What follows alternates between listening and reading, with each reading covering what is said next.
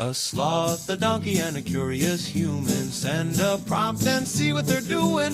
One hits record with a question on his mind. Two brothers pick it up, see what they find. Corn takes his time, Herman's got the facts. Back and forth, they never hold back. My weird prompts, come on in, that's where we begin. My weird prompts, glad you're here. This episode was generated using artificial intelligence. Please verify facts. My Weird Prompts is a community-driven initiative exploring how AI can fuel curiosity and uncover the fascinating ways our world works. GPU compute for this podcast is generously provided by Modal. Learn more at modal.com. You ever look at yourself from the outside, maybe in a reflection in a window or a mirror, and realize you are a grown adult currently pretending to be a Boeing 747 for an audience of one who cannot even walk yet? It is a strange moment of self-realization. You are making engine noises, banking your arms left and right, and generally acting like a complete lunatic. Today's prompt from Daniel is about exactly that. He is asking about the mechanics of playing and communicating with Ezra, specifically wondering about the do's and don'ts when you feel like an absolute idiot zooming around the living room. Herman Poppleberry here, and I have to say, that feeling of being an idiot is actually the first sign that you are doing something right. It is what I like to call the airplane paradox. To an adult observer, you look like you have lost your mind, but to an infant, you are providing the highest fidelity data stream they can possibly process.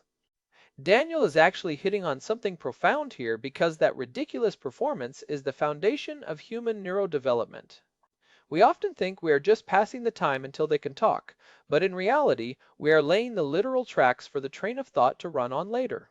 It is funny because we call it play, but for the baby, it is more like a high-intensity training seminar. But I want to dig into that feeling of being a performer. Daniel mentioned feeling like an idiot. Is that because we are performing a role that is not us? Or is it because we are trying too hard to entertain? I think there is a distinction between being a parent who is an entertainer and a parent who is a co-regulator. That is a crucial distinction. When you are just an entertainer, you are pushing content at the baby. You are the television. You are a broadcast. But the real magic happens in what the Center on the Developing Child at Harvard calls serve and return. Think of it like a game of tennis. The baby makes a sound or a gesture, that is the serve. You respond with that goofy airplane noise or a big smile, that is the return. The goal isn't to put on a show, it is to keep the ball in the air. If you are just zooming around the room without checking in to see if Ezra is actually tracking you, you are just noise. But if you zoom, pause, wait for him to kick his legs or widen his eyes, and then zoom again, you are building his brain architecture. You are moving from being a performer to being a partner. So the idiot feeling comes from the fact that we are breaking all the social rules of adult communication. In the adult world, if I started making airplane noises while we were talking, you would probably call for help. But with a baby, those exaggerated motions and sounds are necessary because their sensory processing is still ramping up. We talked about this a bit back in episode 646 when we looked at how babies use their mouths as scanners. They are trying to make sense of a very chaotic world, and our ridiculousness acts as a sort of highlighter for social information. It really is a highlighter. There was a fascinating study released in early 2025 regarding infant-directed speech, or what people colloquially call baby talk. It found that the exaggerated pitch and the slowed-down vowels help infants segment speech. Sounds much more effectively than if we just spoke to them in a normal, monotone adult voice. When Daniel is doing the airplane bit, his voice is likely going up and down in pitch. That pitch variance is like a beacon for Ezra's auditory cortex. It says, "Pay attention, this part is important." The study actually showed that babies in environments with high levels of this exaggerated prosody had significantly denser neural connections in their language centers by age 2. So Daniel isn't just being silly, he is literally helping Ezra map the phonemes of the English language. So it is not just about the fun of the airplane, it is about the signal-to-noise ratio. But let's talk about the biology of this. You mentioned that this is foundational for neurodevelopment. What is actually happening in the brain when Daniel and Ezra are locked in that loop? It is a process called dyadic synchrony. When a parent and infant are engaged in high-quality play, their physiological states actually begin to align. This isn't just a metaphor. Researchers have used dual electroencephalography, that is, putting EEG caps on both the parent and the baby simultaneously, to show that their brain waves can literally synchronize. Specifically, their neural oscillations in the alpha and theta bands start to pulse at the same frequency. Even their heart rates and cortisol levels start to mirror each other. If Daniel is playful and regulated, Ezra's nervous system learns how to be playful and regulated. You are basically lending the baby your prefrontal cortex for a few minutes. You are providing the external framework for his internal regulation. That is a heavy responsibility for someone just trying to make it to nap time. It makes me think of the still face experiment by Edward Tronick. For those who might not know, that is the one where the parent interacts normally and then suddenly goes completely expressionless. The baby's reaction is immediate and devastating. They try everything to get the interaction back. They point, they scream, they reach out, and when they can't get a response, they physically collapse in distress. It shows that the engagement isn't just a bonus, it is a biological necessity. The still face experiment is the baseline for why Daniel's airplane bit matters. When he is being silly, he has proven to Ezra that the world is responsive. That is the fundamental lesson of infancy. If I do X, the world does Y. If I smile, Dad zooms. That sense of agency is the seed of all future learning. If you take that away, if the world is unresponsive or unpredictable, the baby's brain shifts from a state of learning to a state of survival. Cortisol spikes, and the neural resources that should be going toward language and social development are diverted to the stress response system. So, when Daniel feels like an idiot, he should remind himself that he is actually providing a safety signal that allows Ezra's brain to stay in learning mode. I wonder about the trade-offs of overstimulation versus understimulation. I see some parents who are like a permanent circus act. They never stop. It is constant noise, constant toys, constant movement. At what point does the airplane crash because the baby is just overwhelmed? That is where the do's and don'ts come in. One of the biggest mistakes is missing the disengagement cues. A baby will tell you when they have had enough of the airplane. They will look away, they might arch their back, or they might start to get fussy. In the adult world, if someone looks away while you are talking, you might feel offended. In the baby world, looking away is a vital self-regulation strategy. They are saying, my brain is full, I need a 5-second break to process all that vestibular and auditory input you just gave me. If you keep pushing the airplane into their face when they are looking away, you are actually disrupting their ability to regulate. So, the don't here is don't force the interaction. If Ezra looks at the wall, Daniel should probably let the airplane land for a second. Let the kid look at the wall. Maybe the wall is the most interesting thing in the world right now.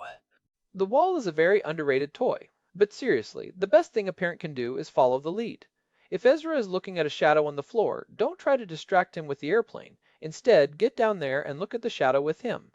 Point at it. Talk about it. That is called joint attention, and it is a massive milestone. It is the first time the baby realizes that two people can experience the same thing simultaneously. That is the beginning of theory of mind. The understanding that other people have thoughts and perspectives different from your own. It starts with a shadow on the floor and a dad who is willing to stop being an airplane for a minute.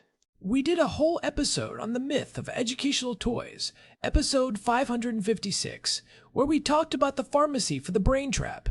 This feels like the antidote to that. You don't need a $1,000 high-tech developmental kit if you have a shadow and a parent who is willing to look at it. You really don't. In fact, a lot of those high-tech toys are actually counterproductive because they provide what I call low-fidelity feedback. A toy that lights up and plays a song when you press a button is predictable, but it is passive. It doesn't react to the nuance of the baby's expression. It doesn't change its pitch because the baby looks surprised. A cardboard box is a better toy than a plastic computer because the box requires the parent to fill in the blanks. The box becomes the airplane, and the parent becomes the engine. The feedback loop is human and bidirectional. The baby learns that their input changes the parent's behavior, which is a much more complex and rewarding lesson than learning that a button makes a beep. I like that. The box is a platform for the relationship, whereas the electronic toy is a replacement for it. But let's look at the mechanics of the communication itself. Daniel is talking to someone who can't talk back yet. Is there a difference between narrating the world and just asking a bunch of questions? I see parents doing the interrogation thing a lot. Is that a doggy? Do you see the doggy? What color is the doggy? The interrogation style is a very common trap. The problem is that it puts the baby in a position of constant testing. Ezra is 8 months old. He knows what a dog is, but he can't say the word yet, so asking him what it is doesn't really help the feedback loop. It actually increases the cognitive load on the baby because they have to process the question format. Narrating is much more powerful. Instead of asking what it is, you say, "Look at that big brown dog. He is wagging his tail." You are providing the vocabulary for the things he is already interested in. You are mapping language onto his current reality. It is about providing the data he needs to categorize the world, not testing him on categories he hasn't mastered yet. It is like providing the subtitles for his life. It reminds me of the 3-second rule you have mentioned before. Can you explain how that applies to someone like Daniel in the middle of a play session? The 3-second rule is a simple but difficult discipline. When you are playing, after you do something, after you zoom the airplane or make a funny face, you wait. You count to 3 in your head before you do the next thing. This gives the baby space to initiate. If Daniel is always the one starting the airplane, Ezra never gets to learn how to ask for the airplane. If Daniel pauses, Ezra might reach out or make a specific sound or bounce his body. That is Ezra's way of saying, "Do it again." By waiting, you are allowing the baby to be the director of the play rather than just the audience. It shifts the power dynamic and encourages the baby to use their emerging communication skills to get what they want. It is the difference between a lecture and a conversation. Even if the conversation is just noises and gestures, I think that is where the idiot feeling might actually be useful. If you are willing to be silly, you are lowering the barrier for the baby to join in. If you are being a serious, dignified adult, that is a very intimidating thing to interact with. It is. There is a concept in developmental psychology called scaffolding. You are meeting them where they are and giving them just enough support to reach the next level. If Ezra is making a simple ah sound, and Daniel responds with a slightly more complex version of that sound, he is scaffolding language. He is showing Ezra that sounds have meaning and that they can be manipulated. But you can't scaffold if you are standing 10 feet above them in your adult dignity. You have to get down on the floor. Let's talk about the physical side of this. The airplane involves a lot of movement. Daniel is likely lifting Ezra up, moving him through space. We touched on this in episode 498 about why babies don't get bored. There is a lot of sensory data in that movement, right? Massive amounts. You are talking about vestibular input, which is the sense of balance and spatial orientation, and proprioception, which is the sense of where your body is in space.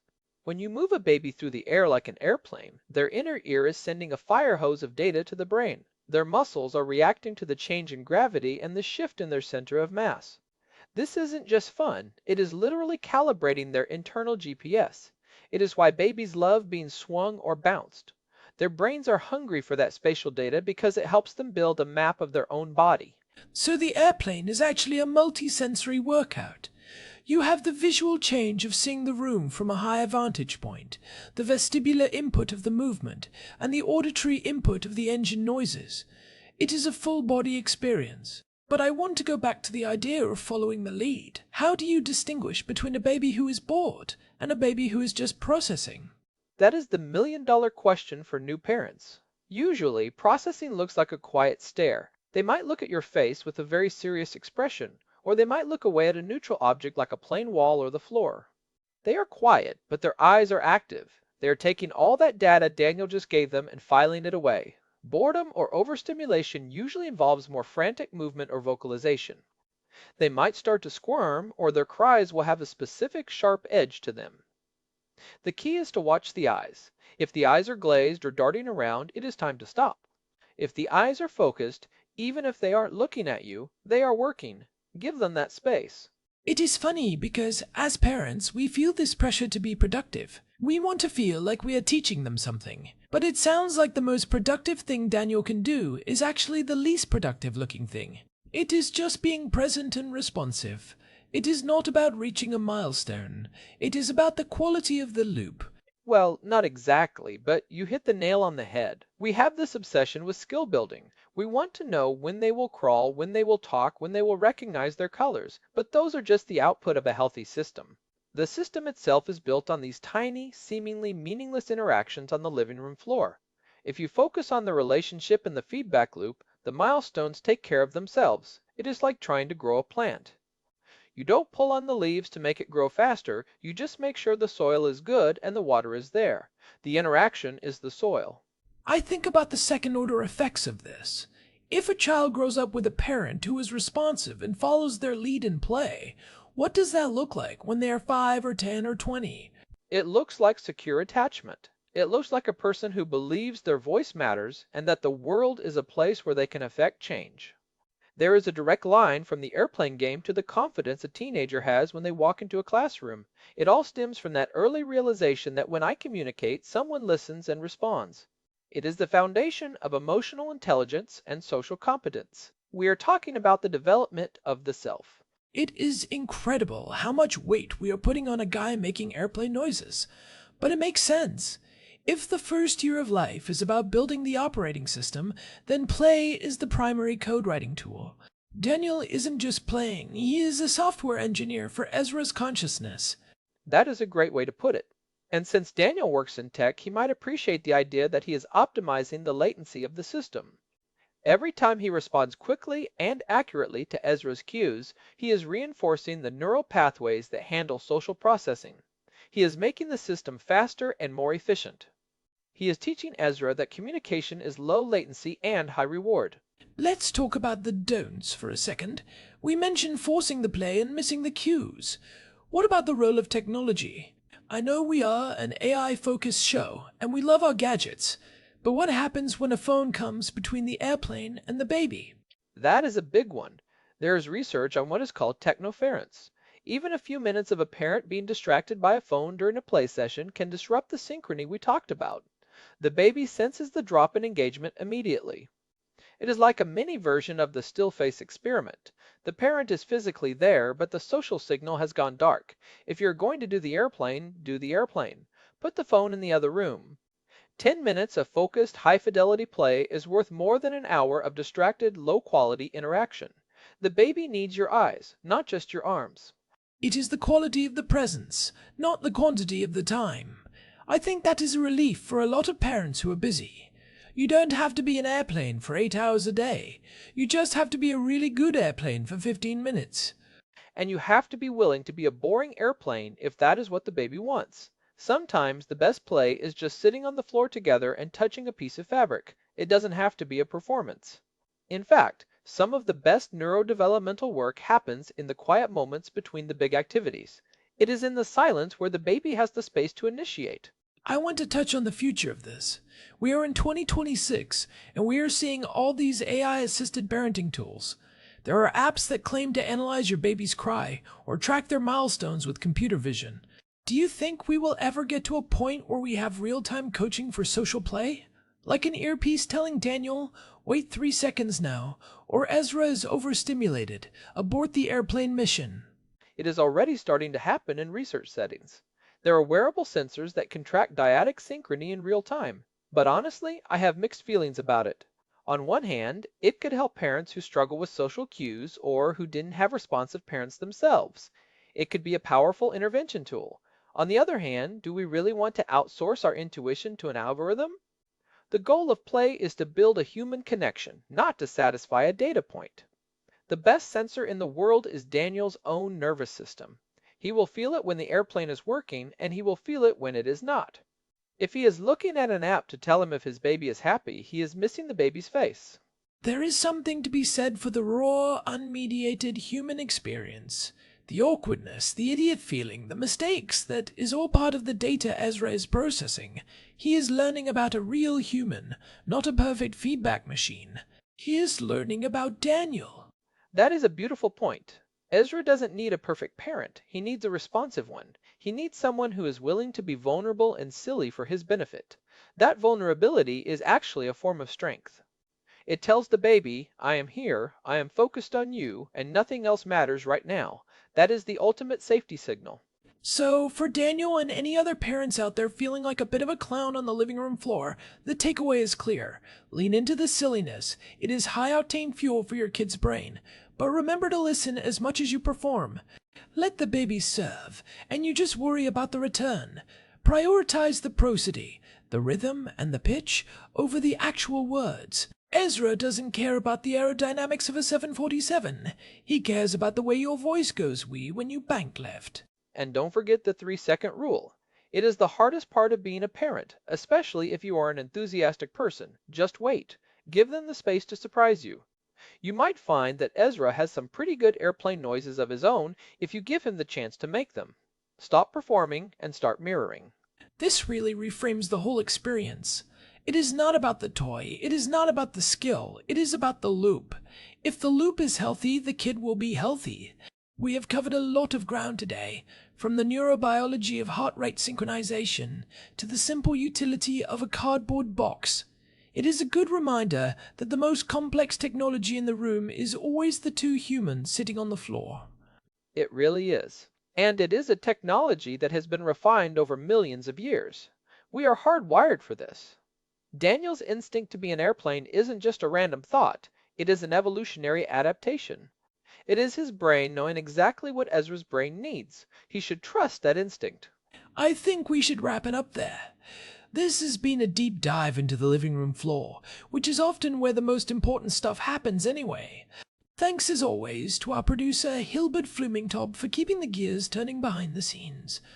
And a big thanks to Modal for providing the GPU credits that power the infrastructure of this show. We couldn't do these deep dives into the data without that support. This has been my Weird Prompts. If you are finding these discussions helpful as you navigate your own weird prompts in life, we would love it if you could leave us a review on your favorite podcast app. It really does help other people find the show and join the conversation. We will be back next time with whatever Daniel throws our way. Until then, keep playing, keep waiting for the return, and don't be afraid to let the airplane bank a little too hard. See you next time. Bye. This episode was generated using Gemini Flash 3. Text-to-speech engine was Chatterbox. Thanks for listening to our show.